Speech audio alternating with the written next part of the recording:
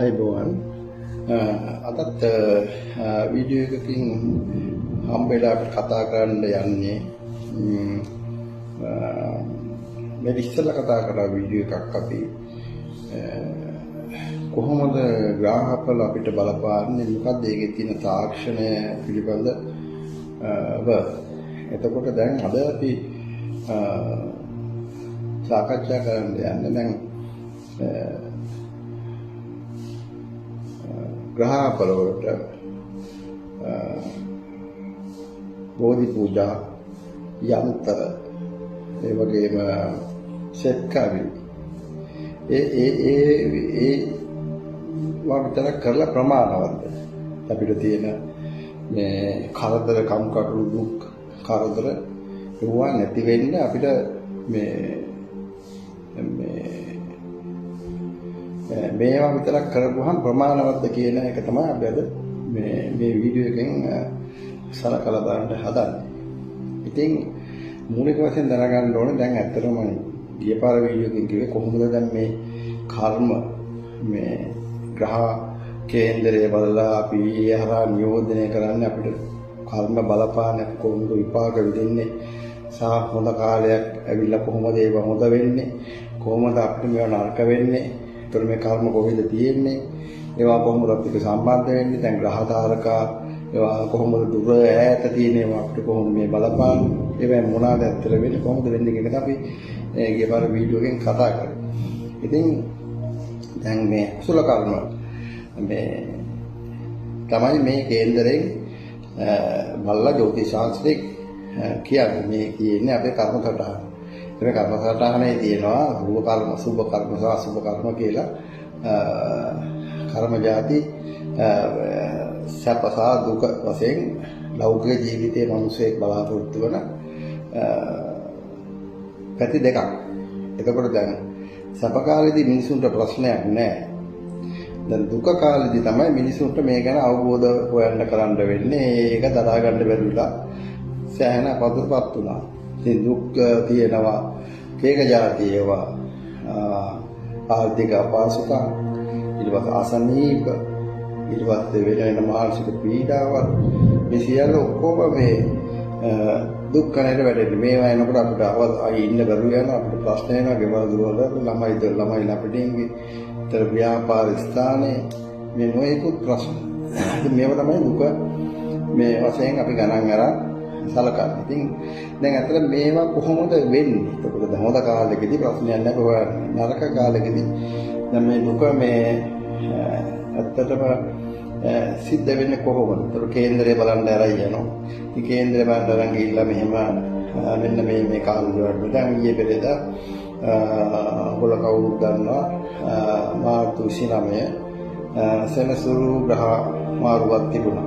ඉතින් මේ සෙනසුරු ග්‍රහ මාරුවේ සමහර කට්ටියට සුබ කාලෙකුත් සමහර කට්ටියට ඒ සුබ කාලේ නරක කාලයකටත් පෙරලෙන ඒ රාෂ්ට්‍රක අපලවගේ අපල කාලෙන්න තිබුණා කියලා හැම ජ්‍යොතිෂ ශාස්ත්‍රෙම YouTube එක බලපුවම මේ කපල වලට හොඳ මේ ලග්න වලටයි මේ ලග්න වලට හොඳ නැහැ මේ ලග්න වල දන්නේ ගලන් එක්ක නොයෙකුත් ආකාරයේ විශ්ලේෂණ තියෙනවා. ඉතින් ඒ තිබුණාට දැන් කොහොමද දැන් මේ එහෙම වෙන්නේ කියන එක තමයි අපි මේ දැන් සාකච්ඡා කරන්න ඕනේ. දැන් එතකොට දුක හරි සැප හරි තියෙන්නේ අපි කරපු පූර්ව සංසාර භවවල කරපු අකුසල කර්ම කුසල කර්ම පින් පව් උඩ.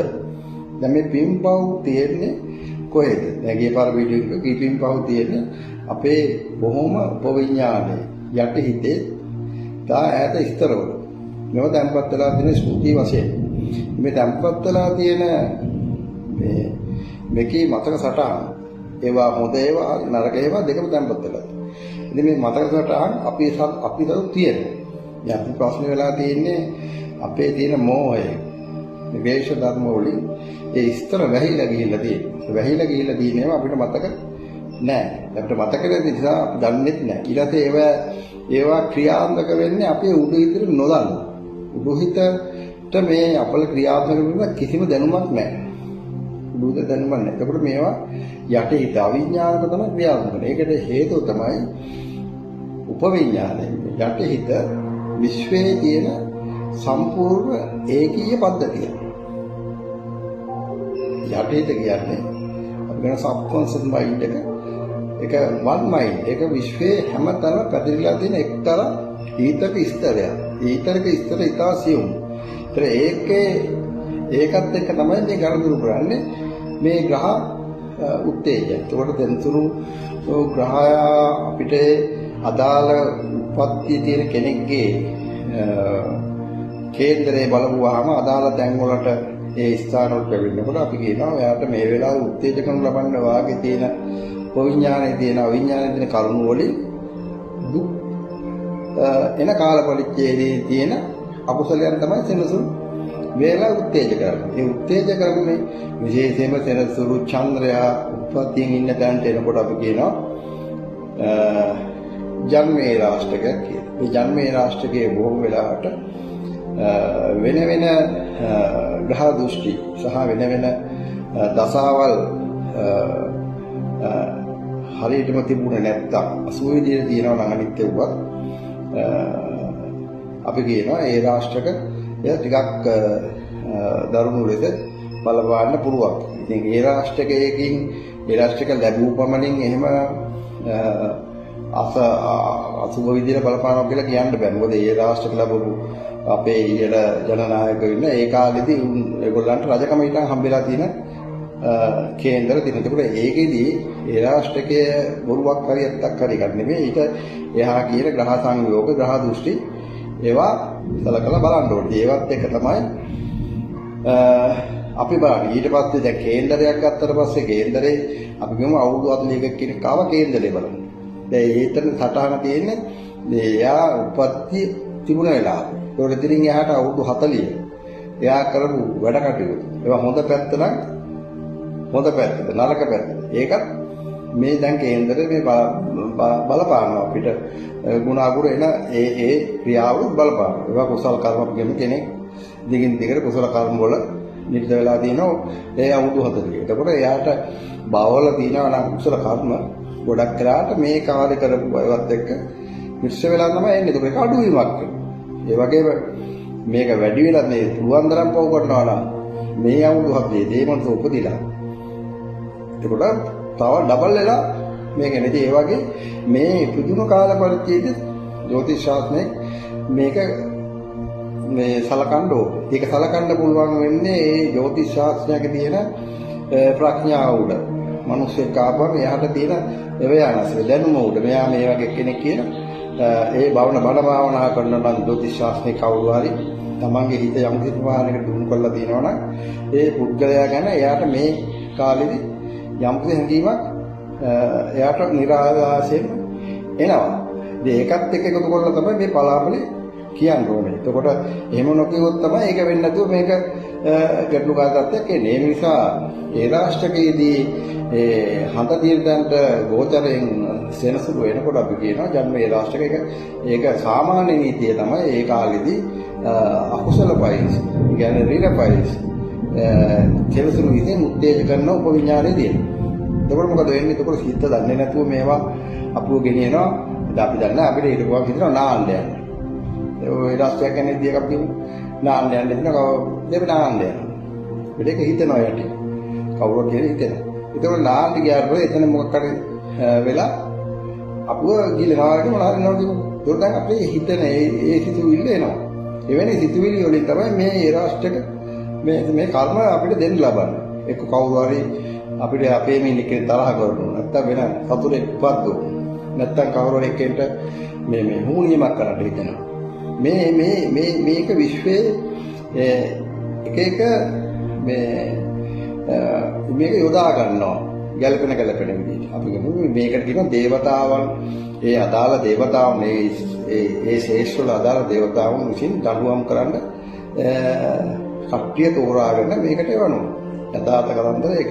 ඉතින් අපි ඒන පුද්ගලයාත් එක්ක තරහ වෙලා ආවත් ඒ කරුණට තරහ වෙලා ආවත් හරියන්නේ නැහැ. ඉතින් අපි දැනගන්න ඕනේ මේ අපි කරපු පූර්ව අකුසල කර්ම තමයි දැන් මේ කරදර කියන්නේ. ඒ නිසා ඒවා අපි සම්පූර්ණයෙන්ම අපිට කරදර වෙන වෙලාව අපි කරන්නේ හුඟක් වෙලාවට අද වෙන්නේ තමයි කරදරේ මෙයා මෙහෙම නෑ අපිට කවුරු හරි මූලිකේ කප්පුවකට මෙව වෙලා තමයි අපිට කරදරේ එන්නේ.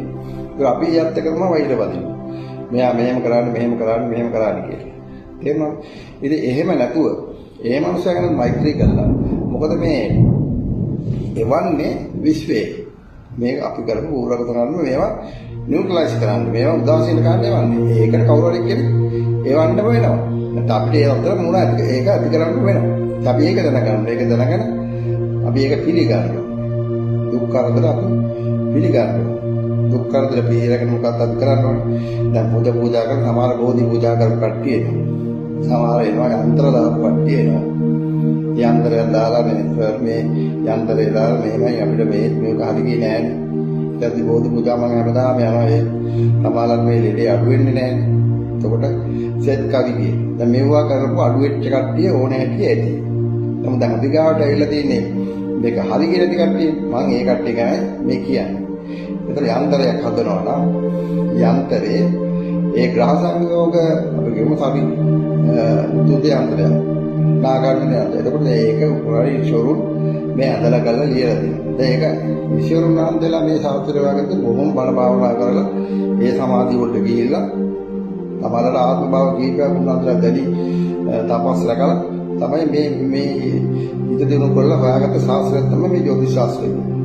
ඒ ජ්‍යොතිෂ ශාස්ත්‍රය පාවිච්චි කරන හැම එකම යම් කිසි විදිහක ප්‍රඥාවටම තියෙන්න ඕනේ. ඊළඟට මොකද එවැනි එකකින් ගලාගෙන ආපු ශාස්ත්‍රයක් තමයි ජ්‍යොතිෂ ශාස්ත්‍රය කියන්නේ. ත්‍රාමු විදියට මේක දැඩි බහුලික විදියට පොතවතෙන් බලලා විතර මේක හරියට මේකෙන් මිනිස්සුන්ට ගුණයක් කරන්න පුළුවන් ද කියන එක මට තේරෙන්නේ නැහැ ගැටුවක් ඒක. ඉතින් ඒ නිසා මේ ජ්‍යොතිෂ ශාස්ත්‍රය වුණා දැනගන්න ඕන තමන්ගේ අධ්‍යාත්මික ශක්තිය වැඩි කරගෙන මේ යන්ත්‍ර හදන කොච්චර ගුරුකුලයේ යන්ත්‍ර හදන්න ආවත් දැඩි භෞතික තත්ත්වයෙන් විදිලා අධ්‍යාත්මික ශක්තිය වර්ධනය කරගෙන යන්ත්‍ර අඳින්න ඕනේ. යන්ත්‍රයක් අඳිනකොට දැන් කේන්දරයක් ගත්තාම අපි කියමු භාව කේන්දරේ රාශි කේන්දර දෙකක් තියෙනවා. ඒ රාශි කේන්දරය හුඟක් වෙලාවට ශරීරයේ නියෝජනය කරනවා. උදාහරණයක් අපි කියමු ශරීරයේ නියෝජනය කරන පූජ. එතකොට භාව කේන්දරේ නියෝජනය කරන කේන්ද්‍ර. ඒක සිතුම් පැතුම් හැංගීම තමයි මේ කේතු අධ්‍යාත්මික ග්‍රහය. එතකොට පූජා ඇවිල්ලා භෞතික ලෞකික ග්‍රහය. ඒ ශරීරයේ නියෝජනය කරන පූජ. දැන් ශරීරයේ කතර කරන ස්කන්ධය උෂ්ඨ රාශිය අධිපති කතර කරන. එතකොට මේ පූජ. ඒක පූජ කතර කරන නියෝජනය කරනවා. දැන් පූජ සහ කේතු නියෝජනය කරන්නේ ගන්නේ යාමනවා. ඒක ගණ කියන්නේ මොක්ෂකාරක. හේතු මොක්ෂකාර ගණ සංක ගන්න මොක්ෂ කියන්නේ ප්‍රඥාව වර්ධනය කරන්න. ප්‍රඥාව වර්ධනය කරන්න යන මුද්දලයට ගණ කියලා තියෙනවා. ඒක ගණ දෙන්නේ. මොකද ප්‍රඥාව වර්ධනය කිරීම. අඳුර දුරු කිරීම. තමයි ගණ දෙන්නේ ප්‍රධාන යෝජනය වෙන්නේ. ඒක ගණ දෙයන්ට ඒ කියන්නේ ස්වරූපය ඒ කියන්නේ භාවයේ ස්වරූපයක් නෑ. නමුත් ස්කන්ධ වලට ස්වරූපයක් තියෙනවා. ශරීරයේ භාව කේන්ද්‍රය ගොඩක් ওই භාව කේන්ද්‍රය තාමීට භාව කේන්ද්‍රය නියෝජනය කරන්නේ.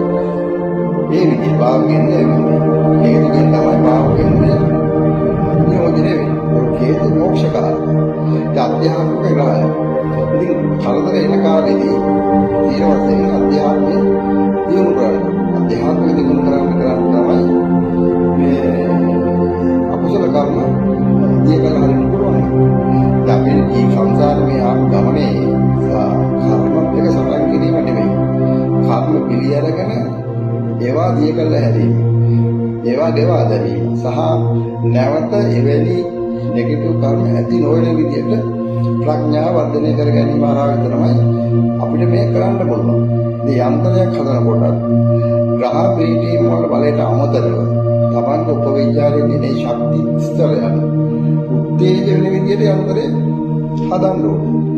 යන්ත්‍රය උත්තේජන වෙන හදන්න තමන් පාංගින්ෙන් යන්ත්‍රයේ ලියන කොට මානසික ශක්තියේ හරහා පාංගිදාලා ශක්තිය අධික ලෙස විශ්ව ශක්තිය ගලාගෙන එන්න ඕනේ. ඒ පාංගිදාලා යන්ත්‍ර දෙතියකට ඉරක් ගැහුවා. ඒ වෙලේ රත්යක්